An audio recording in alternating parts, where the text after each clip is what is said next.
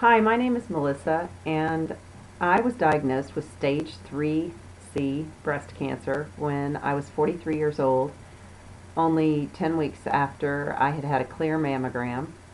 I found a lump in my breast, and I went to the doctor, and they looked me in the face that day and told me I had breast cancer, and it was shocking to me, obviously. I was a person that exercised and took pretty good care of myself, and I had no family history of breast cancer.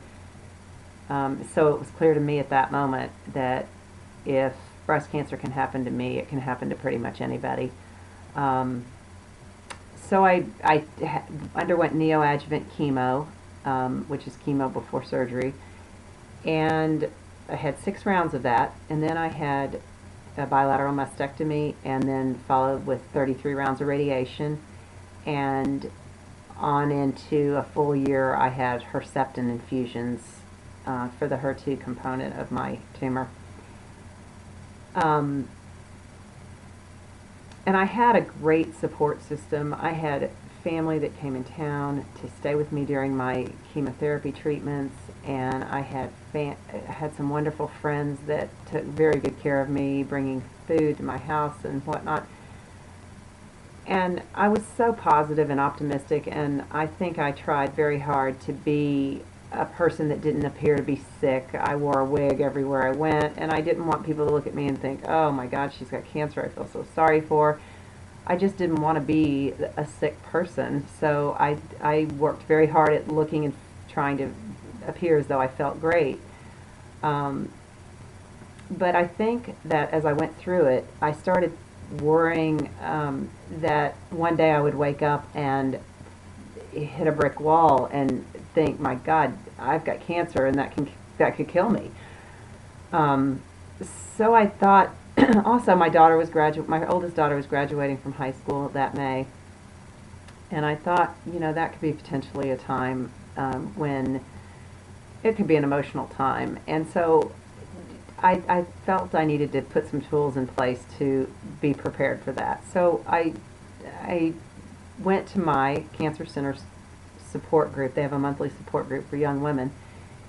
I went to the support group meeting not because I felt like I was really not doing well at the time, but really because I felt like I, needed to have this backup plan in place. So I walked in the door that night, and there were 4 women in the room, one therapist, and then 3 women who had survived breast cancer. And one was 10 years out, a 2-time breast cancer survivor. Another was 5 years out, and another woman was about a year and a half ahead of me. And they all had their hair, and they all had their health, and they all had what appeared to be happiness. So I I just ate that up. I was so empowered by seeing these women that were there, that were able to validate what I had was hoping and had hoped for, and that was I could live beyond this breast cancer and have a normal life. And to be in that room with, a bald head and no eyelashes or eyebrows, and sitting there with these women who looked beautiful and were so inspiring and understanding and compassionate, that it was the moment that I knew that cancer had changed my life. I knew at that point what my purpose was with this journey and what I was going to do when I completed my treatment. I was going to be those women. I wanted to be that person in the room when someone came in that was newly diagnosed. I wanted to help women see that healthy side of getting through this journey. So I went, and when I completed my year-long treatment, I went to the American Cancer Society and got certified to be a Reach to Recovery volunteer, which is a mentoring program for breast cancer survivors to contact newly diagnosed patients and sort of help them emotionally through this journey, because they're women that have walked in their shoes and they know how they feel, and they've been through the treatments that these women are going through, and they're able to be emotional support. I then became the regional coordinator in my area and trainer for the women that are mentoring patients. And I've now been doing that for 3 years, and it is the most rewarding work that you can imagine. And I guess that I'm coming to you today because the Army of Women ask, how has cancer changed your life? At what point did you know? And so that's my answer.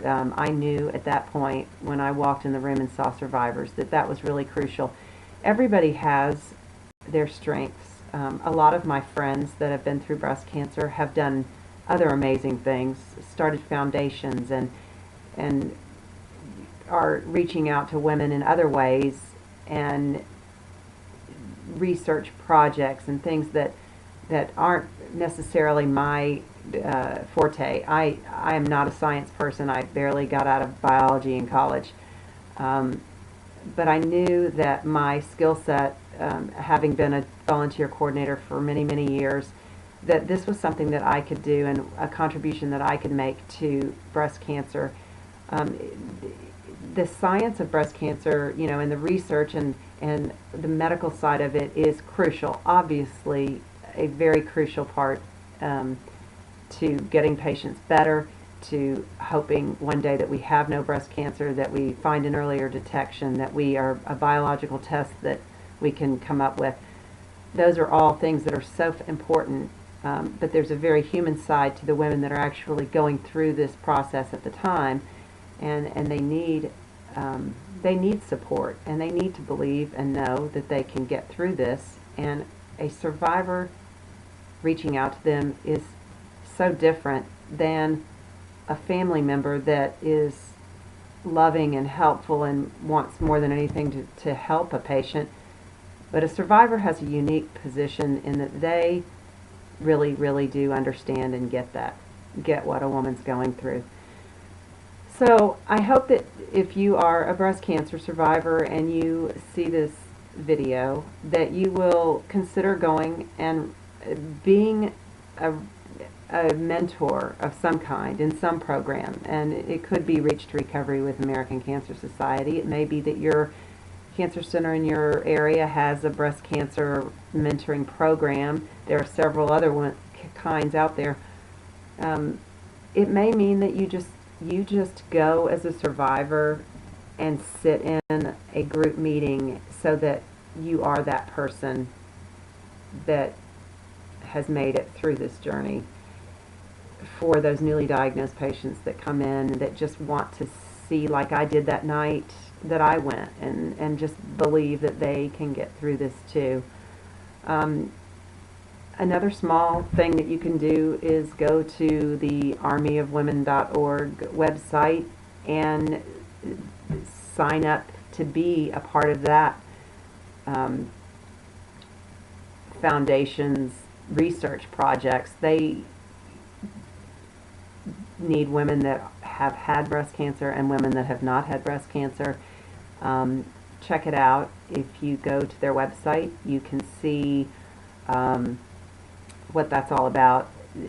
The way that they contact you, send you emails, and you can see if you qualify, if you fit the demographic, or if you're a breast cancer survivor, if you have the type of cancer that they're looking for their research. But I would encourage you to do something, whether it is one of these things that I've mentioned or something else, and to give some purpose to what you've been through. I think that it is a great feeling when you can help somebody else, whether it's mentoring or research or otherwise. And congratulations to all of you that have survived breast cancer. It's a great feeling.